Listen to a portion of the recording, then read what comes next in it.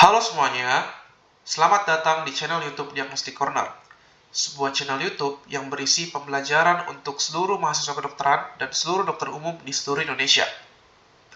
Jadi, ini merupakan video perdana dari channel YouTube Diagnostic Corner, di mana pada hari ini kita akan belajar tentang anemia defisiensi besi. Nah, sekedar informasi, anemia defisiensi besi ini merupakan suatu kondisi yang termasuk dalam standar kompetensi dokter umum 4A, yang artinya sebagai seorang dokter umum, kita harus bisa mengetahui definisi, mengetahui etiologi, patofisiologi, hingga tata laksana tuntas secara komprehensif dari anemia defisiensi besi. Kita mulai dari definisi. Jadi secara umum, anemia itu kan terjadi karena adanya penurunan jumlah hemoglobin di dalam tubuh. Sedangkan anemia defisiensi besi, penurunan jumlah hemoglobin ini terjadi karena kekurangan jumlah zat besi. Nah, kenapa hal ini bisa terjadi? Jadi kita lihat, hemoglobin itu kan secara struktural terbagi dua. Dia terdiri dari hem dan juga globin. Nah, globin ini kan merupakan protein. Sedangkan hem, ini adalah struktur dari hem. Kita lihat, inti dari hem, ini adalah zat besi atau zat Fe.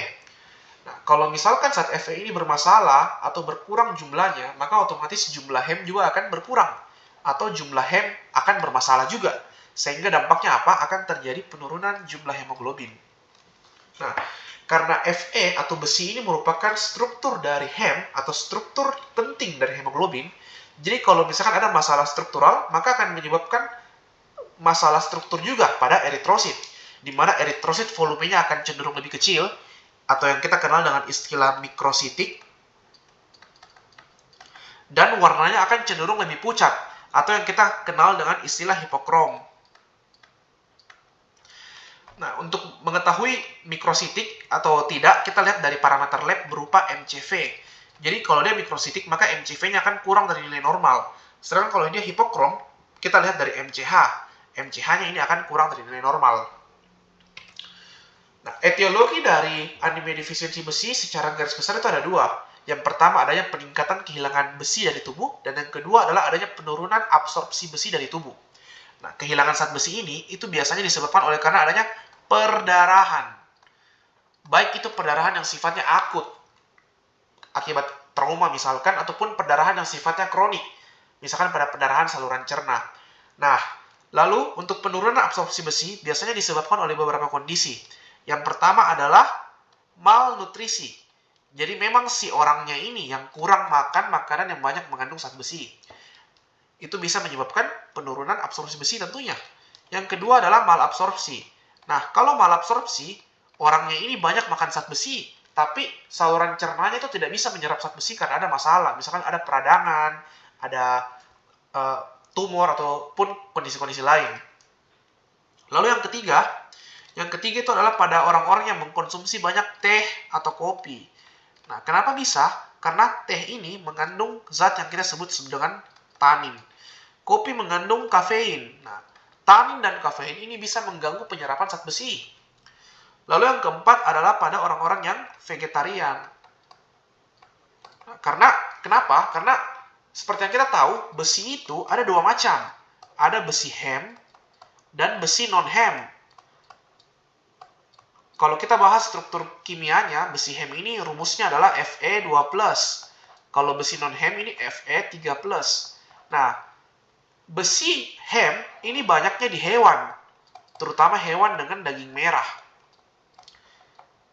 Sedangkan besi non-hem ini banyak di sayuran.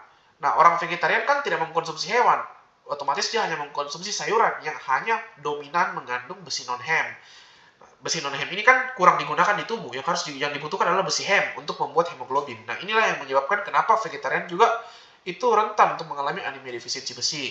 Selain itu, selain karena peningkatan kehilangan dan penurunan absorpsi, bisa juga dikaitkan karena peningkatan kebutuhan. Peningkatan kebutuhan zat besi biasanya pada remaja yang sedang dalam masa pertumbuhan. Selanjutnya adalah patofisiologi. Nah, pertama kita harus belajar dulu sedikit bagaimana sih metabolisme dasar dari zat besi di tubuh. Jadi seperti yang telah disampaikan sebelumnya, besi itu kan ada dua macam. Ada yang besi non-hem dan ada yang besi hem.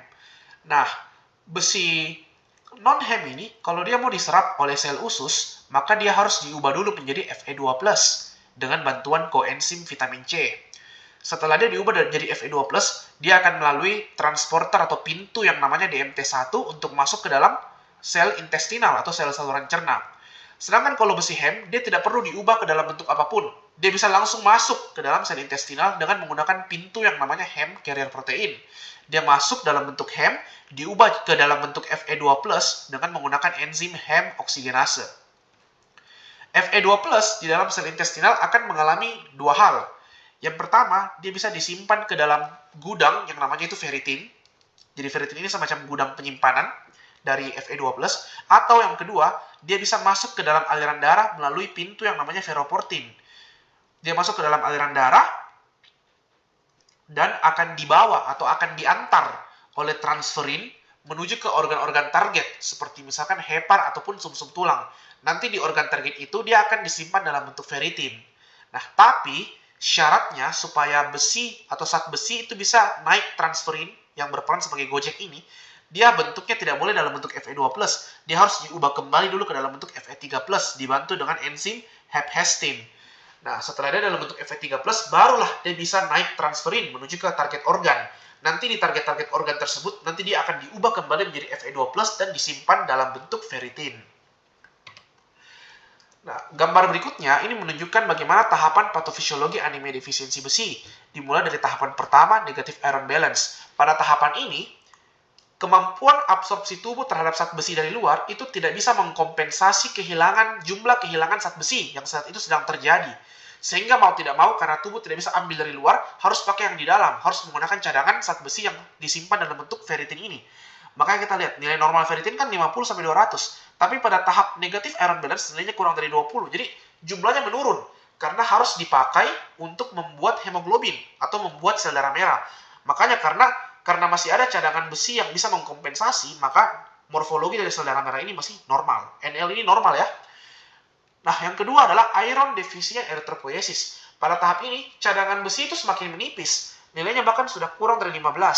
Nah, tapi walaupun menipis, tetap masih bisa membuat eritrosit dengan morfologi yang normal. Sampai pada tahap ketiga, tahap iron deficiency anemia. Pada tahap ini, cadangannya itu betul-betul sudah sangat sedikit, sudah hampir habis. Nah, pembeda antara tahap kedua dan tahap ketiga itu kita lihat dari saturation ini. Ini merupakan saturasi transferin yang menunjukkan jumlah zat besi yang terikat pada transferin. Nah, lihat, jumlahnya sudah kurang dari 10. Ini jumlahnya sangat sedikit. Otomatis karena sudah sangat berkurang jumlah cadangan besi di dalam tubuh, maka morfologi eritrosit yang terbentuk sudah menjadi tidak normal. Jadi tubuh tidak bisa lagi membuat eritrosit dengan morfologi yang normal. Maka terbentuklah eritrosit yang sifatnya mikrositik hipokrom. Nah, bagaimana cara mendiagnosis anemia defisiensi besi? Sebenarnya caranya itu cukup sederhana dan cukup mudah. Pertama, secara klinis kita lihat gejala anemia secara umum. Ada gejala 5L. Lelah, letih, lesu, lunglai, dan lemas. Lalu ada juga gejala yang namanya pika. Jadi pika ini merupakan sebuah gangguan pola makan. Biasanya kita jumpai pada anak-anak. Jadi dia menjadi suka makan sesuatu yang tidak wajar. Misalkan es batu, kaca, suka menjilat-jilat kaca. Nah, gangguan perilaku makan seperti itu kita sebut sebagai pika. Dan itu merupakan salah satu tanda diagnosis dari anemia defisiensi besi. Salah satu tanda klinis. Lalu ada juga atrofi papil lidah. Nah, apa itu atrofi papil lidah? Kita lihat ini adalah lidah yang normal. Tonjolan-tonjolan berwarna putih ini merupakan papil lidah. Sedangkan gambar kedua ini lidahnya licin kan? Nah, itu karena papilnya sudah mengalami atrofi. Jadi inilah gambaran atrofi papil lidah. Seperti apa gambaran lidah dengan atrofi papil lidah. Lalu yang berikutnya adalah glossitis. Glossitis itu artinya radang. Itis yang artinya radang. Nah, lidahnya itu radang seperti ini, berwarna kemerahan dan bengkak. Lalu gambar ini kita lihat ada gambar pertama ini kita sebut sebagai cheilitis angularis. Jadi ini merupakan adanya gambaran sariawan pada sudut bibir. Lalu di sini gambar kedua adalah gambaran konjungtiva yang pucat, dan gambar ketiga ini adalah gambaran sendok kuku atau spoon nail. Jadi kukunya itu cenderung lebih cekung. Berikutnya, diagnosis lewat laboratorium, kita bisa lihat tentu dari nilai hemoglobin, yang pasti nilainya akan menurun. Kita bisa lihat dari nilai MCV. Nilai normal dari MCV itu adalah 80-100. Kalau mikrositik, artinya nilai MCV itu kurang dari 80. Nah, lalu kita bisa lihat dari nilai MCH, nilai normalnya adalah 27 sampai 33. Kalau hipokrom nilainya berarti kurang dari 27. Lalu kita juga bisa melakukan pemeriksaan apusan darah tepi atau ADT. Nah, ini adalah contoh gambaran hasil ADT yang bisa kita dapatkan. Di sini kita lihat ada gambaran seperti ini. Nah, ini merupakan gambaran yang kita sebut sebagai pensil cell. Jadi bentuk eritrosit itu seperti pensil. Ini semua gambaran eritrosit ya. Lalu ini gambar kedua, kita lihat yang ini merupakan gambaran yang kita kenal dengan istilah teardrop cell. Jadi gambaran eritrositnya itu tampak seperti tetesan-tetesan air. Lalu kita juga akan menemui gambaran yang namanya poikilositosis dan anisositosis. Nah, poikilositosis artinya bentuknya bervariasi dan anisositosis artinya ukurannya bervariasi. Nah, ini adalah gambaran khas ADT dari anemia defisiensi besi. Kemudian untuk tata laksana. Pertama tentu adalah dengan melakukan terapi kausal. Jadi kita menterapi penyebab kehilangan zat besinya ini apa? Apakah karena pendarahan, apakah karena malabsorpsi, malnutrisi, ataupun kondisi-kondisi lain. Nah, yang kedua, baru kita memberikan preparat besi. Dosis pemberian preparat besi adalah 3-6 mg besi elemental per kilogram berat badan per hari selama 3-6 bulan. Nah, sediaan tablet zat besi yang bisa kita jumpai dalam kehidupan sehari-hari atau kita kenal juga dengan istilah tablet tambah darah, itu ada ferrofumarat, ada ferrosulfat, dan ferroglukanat. Nah, ingat, bedakan antara istilah sediaan dan besi elemental. Jadi sediaan itu angka yang tertera pada bungkus tablet zat besi itu. Sedangkan kalau kandungan besi elemental adalah jumlah zat besi yang terkandung di dalamnya. Jadi walaupun kita misalnya ketemu tablet ferrosulfat, ada tulisannya 325 mg. Nah, kandungan zat besinya itu bukan 325 mg, tapi kandungannya hanya 65 mg. Begitu juga untuk ferrofumarat dan ferrogluconat. Walaupun ada tulisan 325 mg, tapi 325 mg itu bukan kandungan zat besinya. Kandungan zat besinya adalah ya 107 mg untuk ferrofumarat dan 39 mg untuk ferrogluconat. Nah, jadi kalau sediaannya berbeda, misalkan ada sediaan 200 mg, maka tentu kandungan besi elementalnya juga berbeda. Nah, bagaimana cara mudah supaya kita tidak perlu menghafal sediaan segini berapa kandungan besi elementalnya, sediaan segitu berapa kandungan besi elementalnya. Nah, kita hafal persentasenya saja. Jadi ferrofumarat, persentase besi elemental dari ferrofumarat itu adalah 33%. Ferrosulfat itu 20%, dan ferrogluconat itu adalah 12%. Nah, jadi rumusnya, kita tinggal kalikan persentase ini dengan sediaan. Jadi 33% dikali 325 dapatnya 107. 20% kali 325 dapatnya 65. 12% dikali 325 dapatnya 39. Nah, jadi teman-teman tidak akan pusing kalau misalkan sediaannya diganti, teman-teman tinggal kalikan saja dengan persentase ini untuk tahu berapa kandungan besi elementalnya. Oke, kita ambil contoh. Misalkan ada pasien nih, berat badannya 50 kg. Berarti kan dosis yang dia butuhkan per hari itu sekitar 150 sampai 300 mg per hari. Nah, anggaplah kita berikan ferrosulfat.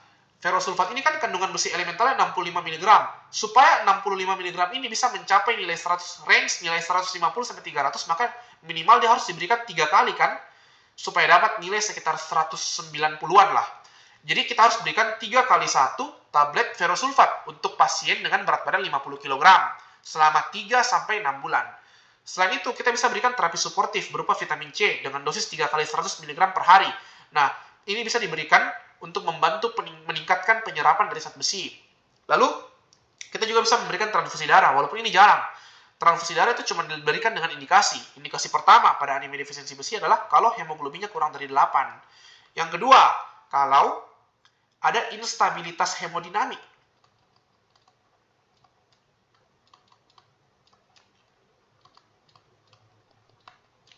Yang ketiga, itu kalau misalkan ada gejala yang berat. Misalkan pasiennya sangat pusing, sangat lemas. Lalu yang keempat adalah kalau pasien yang mau menjalani operasi. Jadi kalau misalkan ada pasien yang mengalami anemia defisiensi besi dan akan menjalani operasi, maka dia harus diberikan transfusi darah. Biasanya transfusi darah ini kita pakai sediaan PRC atau packed red cell. Terakhir, bagaimana pemantauan respon terhadap terapi? Jadi yang kita pantau adalah retikulosit dan hemoglobin. Retikulosit ini kan adalah eritrosit baru, yang baru terbentuk. Nah, bagaimana caranya kita lihat ini?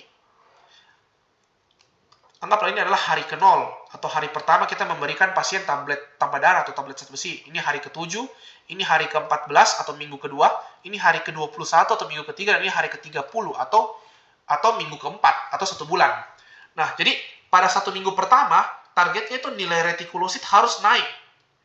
Nah, pada minggu kedua, nilai retikulosit sudah harus normal. Lalu pada minggu ketiga hingga minggu keempat atau hari ke-21 sampai hari ke-30, nilai hemoglobin sudah harus naik. Biasanya peningkatannya sekitar 2 gram per desiliter di range minggu ketiga hingga minggu keempat ini. Nah, pada durasi 3 sampai 6 bulan setelah kita memberikan pasien tablet zat besi, hemoglobinnya sudah harus normal.